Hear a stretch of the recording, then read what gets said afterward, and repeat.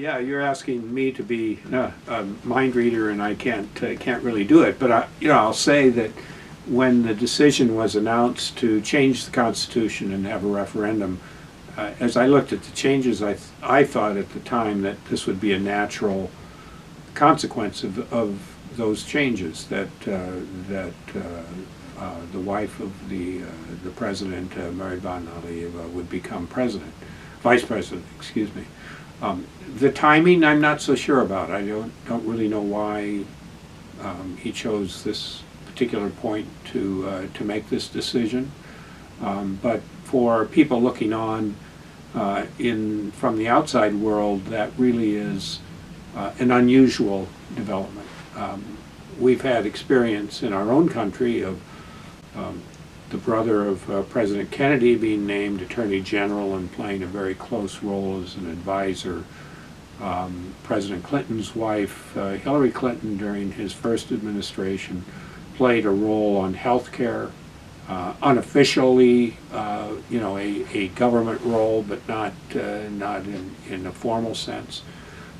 And as I thought about it, and I don't pretend to be a student of the history of governance around the world, I can only think of one other country which would be similar to this, and that would be Argentina at the end of Juan Perón's presidency, when he named his wife Evita vice president. So there aren't really many examples. I can see many complications arising from this, but it's a very unusual thing. It looks to an outsider like it's become a monarchy, where members of the family now are occupying key positions of government, and I'm not sure that's the model that everyone had hoped Azerbaijan would follow at this point. I worry about the future of democracy, because this is not a step in the direction of greater involvement of the people and the possibility for a democracy to develop in the way that we had all hoped 25 years ago.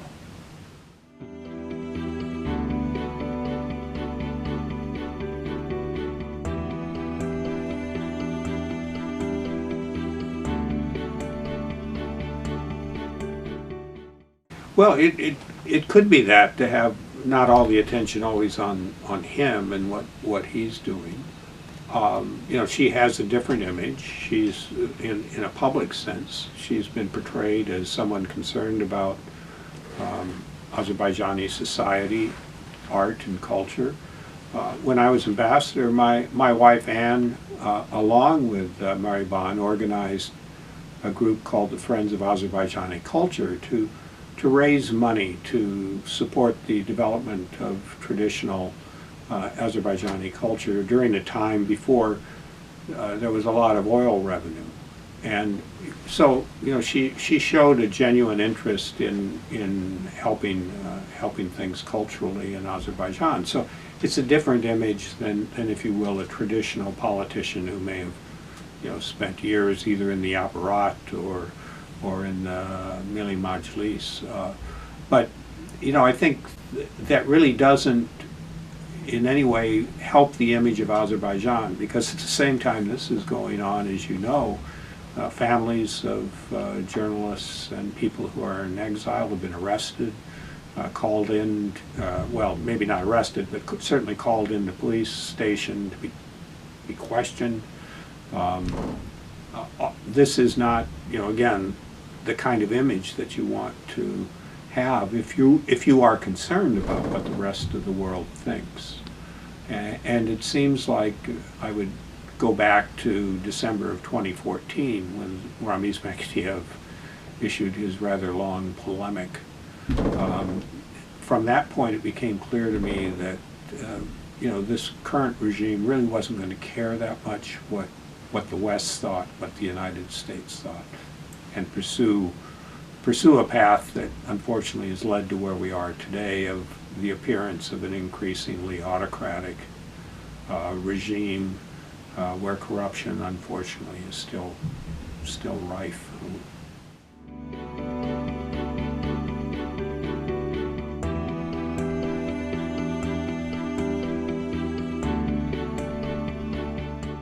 You know, I think they've become more fearful of what people say outside of Azerbaijan.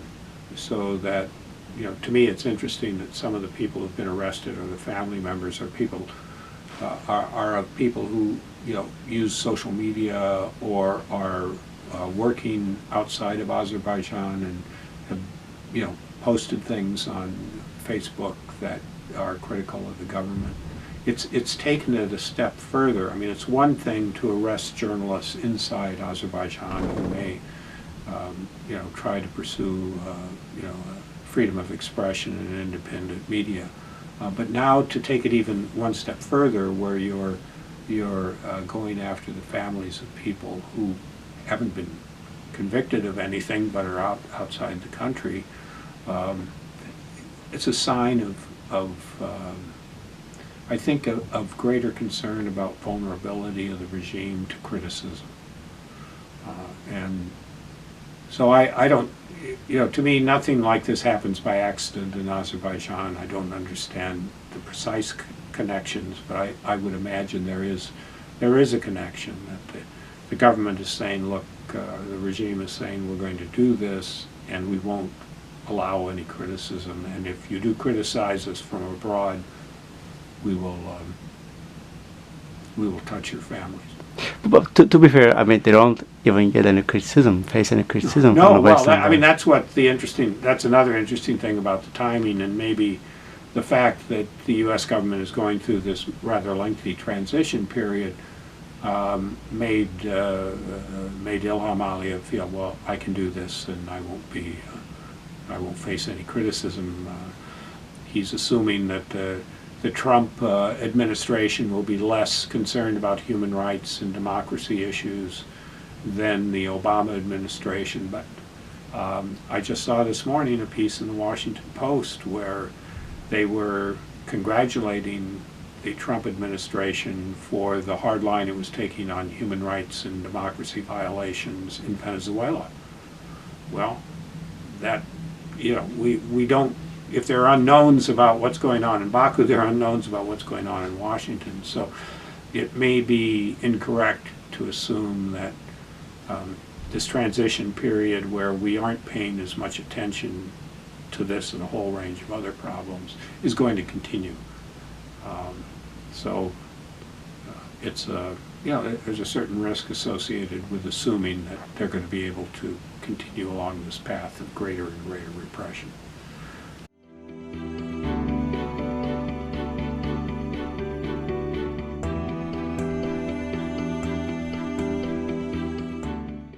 I think there's a real risk of that, because if you look in example that I was talking to a colleague about today is that the apparent decision very early on that the Trump administration was going to move our embassy in Israel from Tel Aviv to Jerusalem. Well, Prime Minister Netanyahu comes to Washington, and that doesn't seem to be an issue that was discussed. And apparently the Prime Minister of Israel was surprised when President Trump at his press conference, with the two of them present, said something critical of Israeli settlement policy. The first issue a foreign policy issue, was the apparent decision to abandon the one China policy, and yet, you know, less than a month or so later, President Trump says he still pursues the one China policy. Well, now you've got confusion. Maybe Beijing doesn't know what the U.S. is going to do, and therefore has to be very, very careful.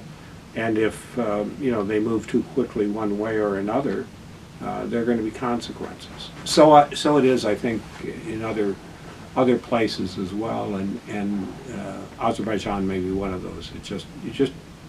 It's too soon to assume what will be the pattern of behavior and what will be different than what was done under the Obama administration.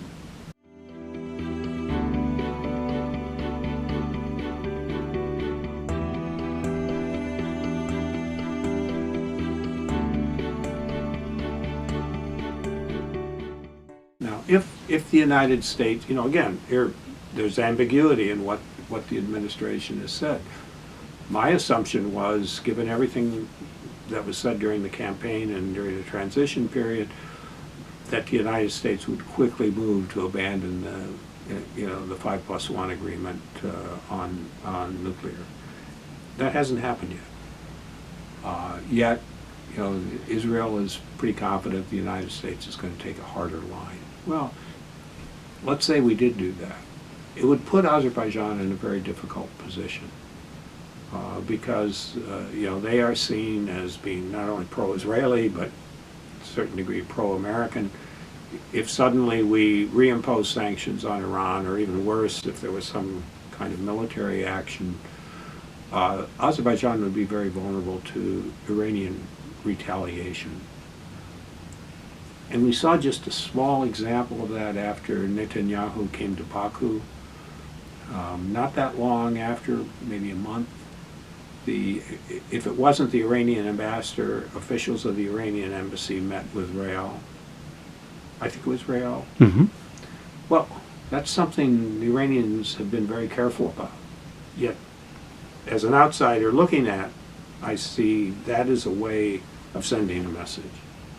Now, if you go to the more extreme situation of reapplying sanctions or some sort of U.S.-Israeli coalition against Iran to act even militarily, then Azerbaijan becomes even more vulnerable. So that would be the first place. I don't think, even if there was a closer relationship between Moscow and the U.S., that there would be much of a change in how the U.S. viewed the Nagorno-Karabakh conflict and the role of Russia. Quite frankly, Russia has been very consistent in its engagement in the Minsk group, and even when they've acted unilaterally, I would say, the positions that the foreign minister has taken have been quite consistent with the positions that the Minsk group has developed about both the responsibility of both sides to reach an agreement that then would be acceptable. So I wouldn't see much changing on that front. I'm not sure there would be a whole lot of interest in a strategic relationship with Azerbaijan beyond the level that we have today. Energy is not as important, but I think the real thing to watch will be the Iranian part of this.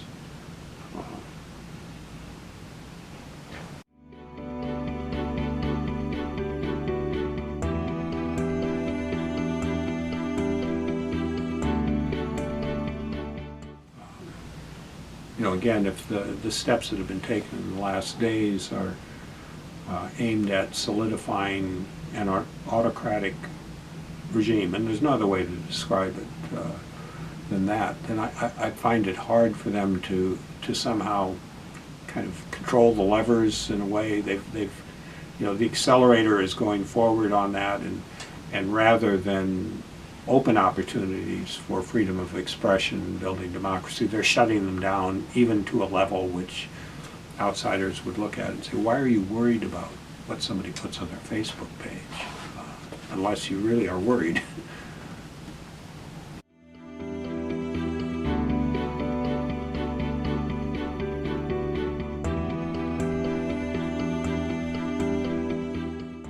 It's hard to answer the question because we still don't have people in the key positions in the Department of State to sort of navigate the policy as directed by the president.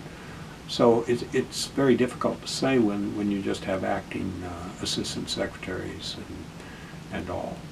I don't at this point see human rights and democracy as major priorities of the administration, but I could be 6 months from now saying something quite different. But it will not be the policy of the Obama administration, that's for sure. So I think we're entering a period where you will not see even statements coming from the press spokesman, if we have a press conference at the State Department again soon, about human rights violations. But as I said, this Venezuela case is kind of interesting. I need to learn a little bit more about that, because even there, I think there was a concern, that maybe the government had gone too far. The second area that I'm worried about is Armenia-Azerbaijan conflict. It's going to be hard to sustain the Minsk Group process without some very high-level engagement and push. It was good that the ambassador to the UN, U.S. ambassador to the UN, apparently said that the United States would continue to support the Minsk Group process, and some meeting up in New York on peacekeeping or whatever. So that's good, but it's too risky a situation now, where I worry that when spring comes and the weather is not a factor, that we could end up in an April 2016-like situation, either by choice or by accident, at a time when the United States is not as fully engaged. French elections are going to take place this year, I think, this year. Russia's okay. I mean, I don't see any change there, but it'd be very hard to have a coherent, hard push on NK at this time. So those are the two things that I would be most concerned about: the lack of leadership at the implementing level in the State Department, and then the lack of political commitment necessary for the NK issue to keep it in very visible